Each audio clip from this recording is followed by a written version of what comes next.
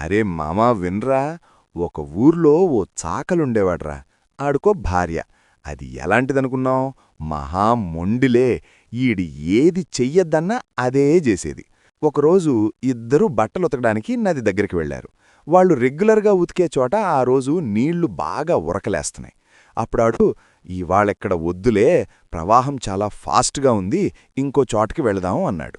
కాని అది వింటదా? అయ్యో నీ పిరికి, ఏం కాదులే అంటూ నేరుగా నీళ్లలోకి దిగింది. అంతేరా, ప్రవాహం బలంగా ఉండటంతో కొట్టుకుపోయి సచ్చింది. ఇక్కడితో కాదు అయిపోయిందనుకుంటున్నావా? అసలు ట్విస్టు ఇక్కడే ఉంది. చచ్చిన తర్వాత ఆమె దయ్యమై ఇంకో చాకల కూతుర్ని పట్టేసింది. అంతే, వాళ్ళమ్మ నాన్న లబోదిబో అంటూ ఊర్లో ఉన్న భూతవైద్యులందర్నీ పిలిచారు. వాళ్ళొచ్చి మంత్రాలు చదివారు, తాయెత్తులు గట్టారురా నాయన. కాని దయ్యం మాత్రం పోలేదు. ఈ విషయం ఈడికి తెలిసింది. అప్పుడాడు, అరే, నేను మాట్లాడితే అది వదిలేస్తుంది, ఒక్క నిమిషం ఆ పిల్లతో ఒంటరిగా మాట్లాడినివ్వండి అన్నాడు. పిల్ల తల్లిదండ్రులు కూడా ఏమీ చేయలేక సరేనన్నారు.